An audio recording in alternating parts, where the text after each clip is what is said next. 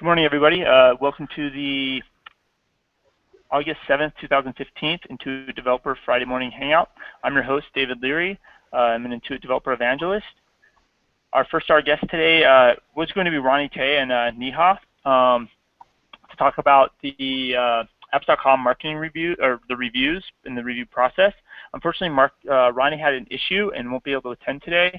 He had a personal issue. So Neha is here, and she's going to be able to talk about the review process, give tips on how to get good reviews, and then any Q&A that you may have. And so while I wait for some more people to join the Hangout today, I'm going to talk about some of the future Hangouts that are coming up. Let me switch screens here. So the next week's Hangout is going to be on QBO inventory improvements from Chris Hamilton. He's a QBO product manager. And the week after that is going to be about some of the new changes that are to the Intuit Bank Feeds, which is the Customer Account Data API, which essentially is the Intuit Bank Feeds that are inside of QuickBooks Online. That team, there's going to be new tools to let you do bank account verification and ACH setup and payments. So let me just mute that. With that said, yeah, I think if you're all ready, if you give me a thumbs up or an indication that you're ready to go. David, I'm ready to go. I can hand it off to you here. Can you hear me? Okay. I can hear you fine. Anyone else? There's a Q&A panel that you can ask questions in on the side. Basically, it would be maybe the side for you guys if you're watching. That Q&A panel. Some people last week said they could see it, and some people said they can't see it. What I think happens is it only appears when I click on it and have it appear on my end, and then it appears for everybody else also. So I'll be careful when I say, hey, please ask questions in the Q&A panel. I'll make sure I leave it up just so it's not on anybody. With that said, if you're not joining and you're experiencing this through the YouTube, please use the Q&A panel, and I'll forward your questions and get those reflected back to Neha. Neha, go ahead and take it away. I'll go on mute. Okay. Hi, my name is Neha. I am brand new to the web marketing team, actually. It's been about 3 months that I've joined the company, and so I'm learning quite a bit from Ronnie, and unfortunately he had a family emergency, so he was not able to join. But I think from what I understand from David, you guys want to understand the review process on the apps.com site. And the way that today the review works is through Bazaarvoice, is a third-party platform that we utilize to receive and post all reviews on our app cards today. Unfortunately, I don't have access to it. Ronnie is the one that maintains the administrative access, so I can't show you the portal. But it's pretty simplistic. Somebody needs to sign in, create a login, and then can post a review for an app card. We are experiencing sometimes negative reviews for the application, or sometimes reviews are missing because they are marked fraudulent. And a lot of our customers are not happy with the idea of why they were marked fraudulent. So there are a lot of terms and conditions that I'm currently reviewing with Bazaarvoice to understand what their process is and how we can make the life of our customers a little more simplistic and clear. So that is what I know about Bazaarvoice and the review process today. Unfortunately, since I'm new, this is how much I know, so I'm not able to shed any light. But if you guys have any specific questions, I'm happy to take it back to Ronnie and get back with you personally on it.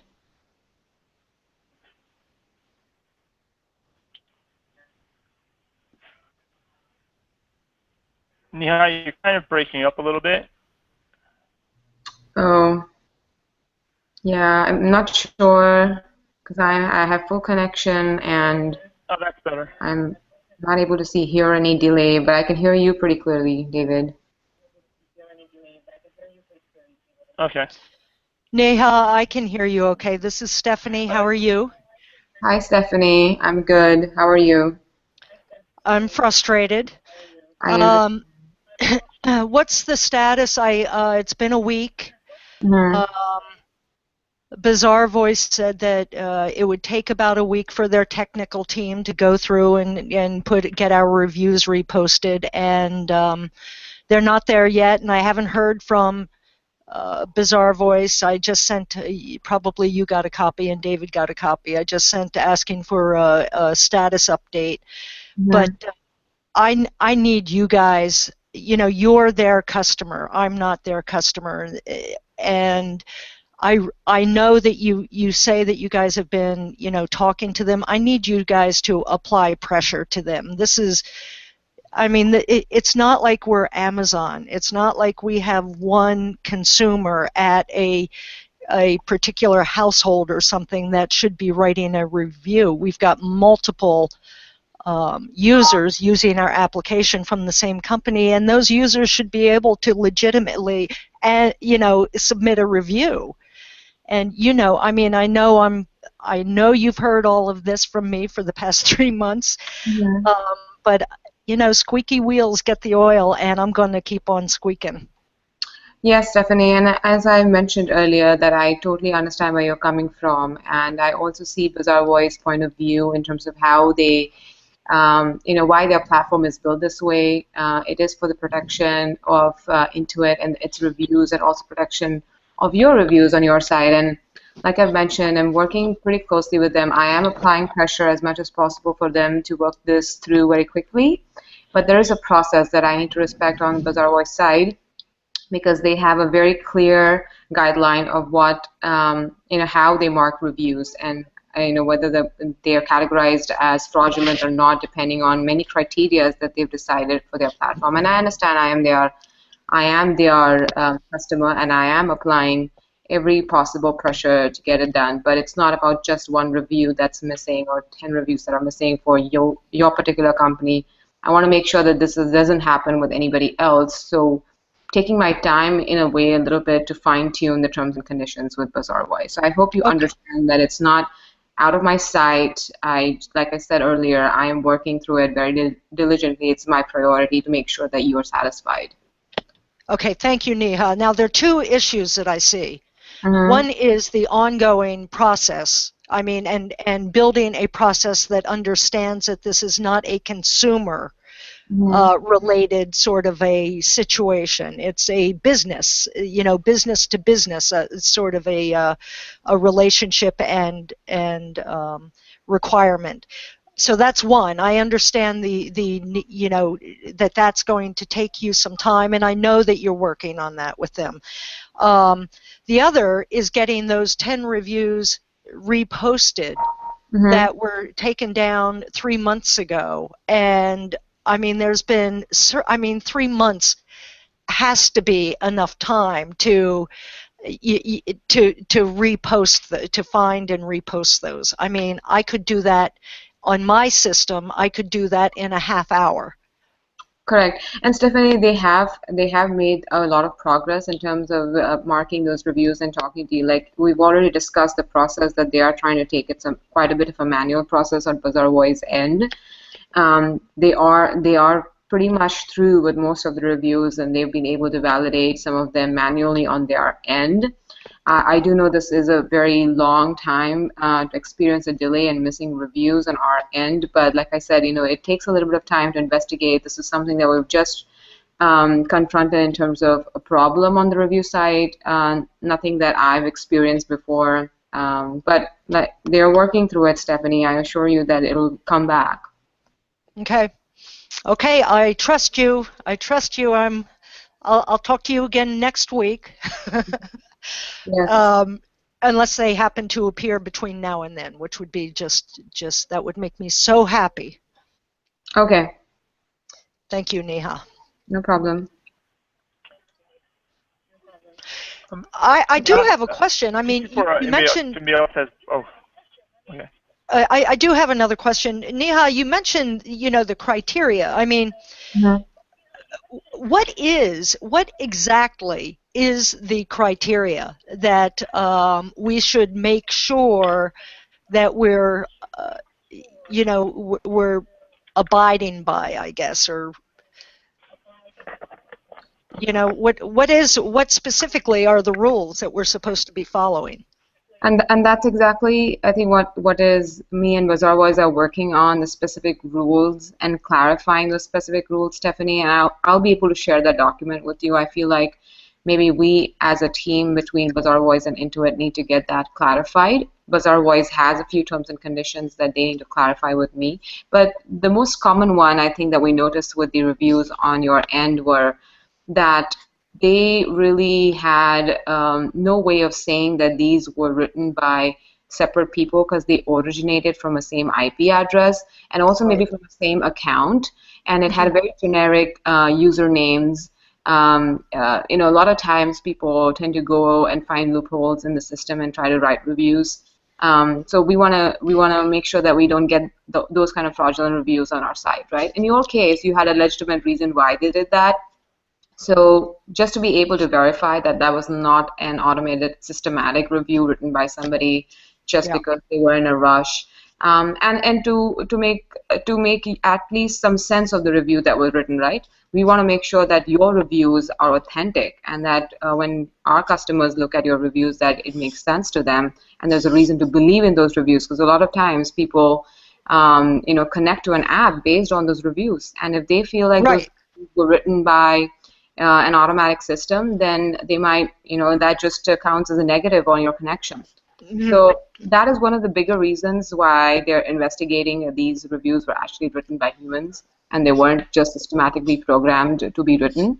And there are many other several things that I'm not able to disclose because it's a terms and condition between Bazaar Voice and myself. I think some things that they need to keep as a secret sauce and as to how they validate everything, because we can't disclose all of that. But I'll be able to share specifically why in a few days why they thought that those were fraudulent and what we could do to mitigate this problem in the future. Okay, thank you. One of the requirements is, however, that for the type of applications that are being offered on apps.com is that they are B2B and there will be multiple users from the same IP address. So that has to be allowed in some way, and validation has to occur some other way or an additional way. That's one thing. Okay, one other thing is that Bazaar Voice had kicked out. Apparently, some of the issues had to do, from what I could kind of discern from Duran's emails. The usernames that were used were not valid usernames or something. Now, I don't know whether they're looking for an Intuit username, but it's one of our subscribers. We can have a subscriber that has dozens of users in our application, but that subscriber will have only one Intuit ID or username. You know what I mean? There's only one username required to establish the connection between the QuickBooks company and our application. And then in our application, the subscriber sets up, dozens or hundreds of usernames. And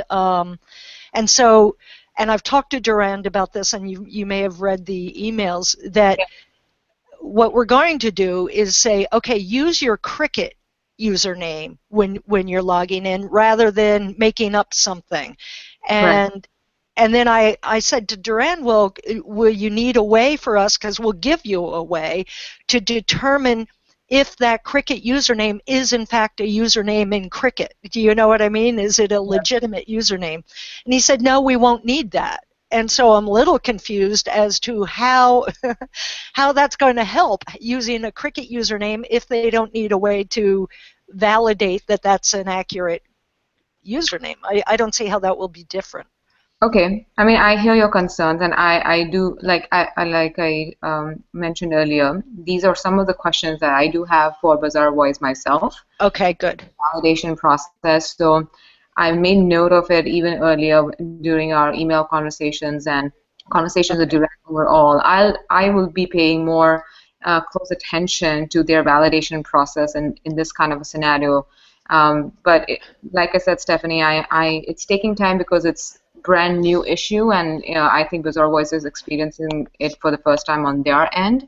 And so give it a little more time, and I'm very sure that we'll come up with a more robust. Okay, I will.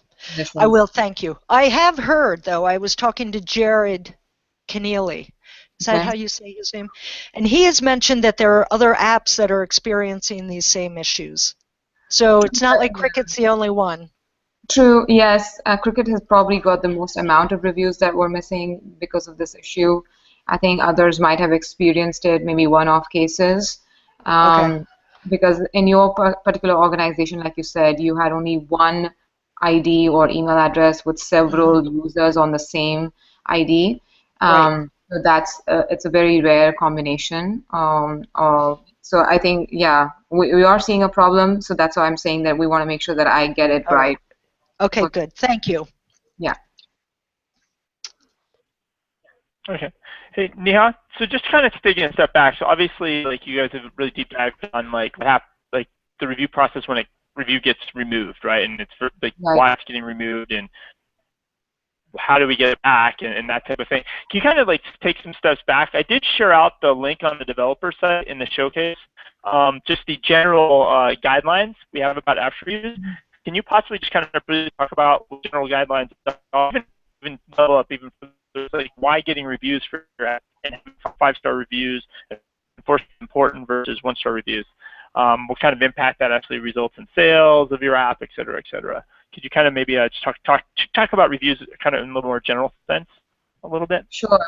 Sure. So I don't know about, so I wish Ronnie was here. Like I said, I'm brand new to the review, but I can give you a little bit of an idea on how reviews impact the overall connection rate. We have typically seen that there are a couple of ways on apps.com today to find, a best application for a user. And one way is through the homepage where it says top rated apps, and those are the most clicked on buttons. So if you have great apps with great reviews on it, at least 3 to 4, those are the ones that usually get clicked on the most.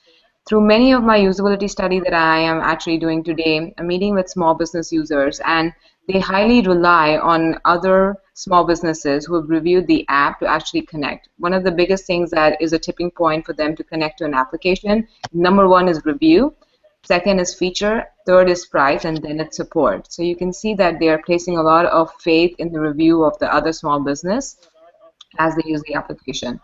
Also, when we go to market with the app, the go-to-market strategy is to usually have at least 3 or 4 4-star reviews if you have a beta product. And usually, if that is the case, and you go out with 3 to 4-star reviews, then the first acceptance of the connection is very large. That spike that you see as you put your application out on the apps.com site, people tend to click on it the most because it comes out with great reviews. So those are the two main tipping points I feel like really help your connections overall. It makes a good story that you've got great reviews and your customers believe in the product. Okay. Is there any do's and don'ts when it comes to getting reviews? Can you pay your users to get reviews, to review your product, or incentivize them? I have heard that there are some of our applications that are incentivizing our customers. The stand that IDG is going to be taking is that they would not feel very comfortable if you do that, unless there is like an incentive saying that if you review the product, we might give you a discount on the price. But actually paying a customer to write a review, I feel like is not an authentic review. Then you're actually asking them to. But that is something that we're discussing with Bazaar Boys, and Ronnie and I are figuring out if that's the best approach we want to take.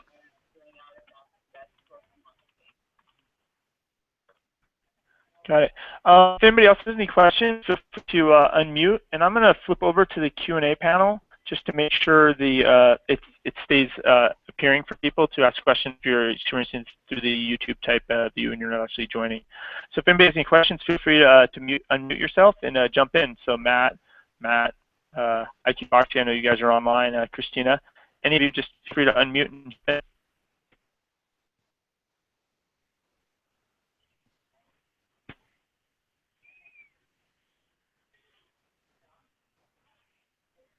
Christina, were you able to get your mic to work at all, or a little bit better? If not, just feel free to type a question in the chat and I can read it out to Neha.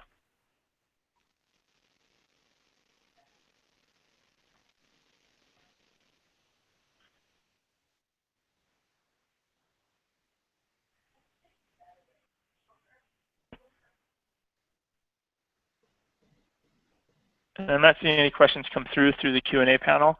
And if nobody else has any questions, yeah, I probably can let you go, and we can probably stop the broadcast. I don't know if any, trying to think, make sure I didn't have any other questions come through. I think the majority of the questions I ever see is like how to get more reviews. Like that's kind of a consistent one that people ask a lot. So kind of what's your 2 or 3 suggestions on how a developer can get more reviews of their app? I feel like the most amount of reviews we get is usually in the beta period. So if they have a trial time before the product actually goes GA, that's the best way to solicit. We also can, I think I can ask if there are other partnerships that we can rely on who are using their customer base to solicit for reviews. But David, I don't have a perfect answer on that. I can get back to you on exactly how Ronnie has had this in the past. Okay. Any of you kind of that are listening, do you guys have any tips you want to share? Like, have you got reviews on your app, Paul? Cool. Okay. I think whoops, somebody's just unmuted. Who was that? Okay. With that, then, Nihai, thank you for coming. I'm going to stop the broadcast here, and we'll. I'm just going to change my sharing here for a second. All right. I'm going to log off. Thanks a lot, David, for inviting me, and Stephanie will get back to you soon. Thanks. All right. All right. Thanks for popping in. Thanks a lot, Nihai. Yep. Bye-bye. Bye.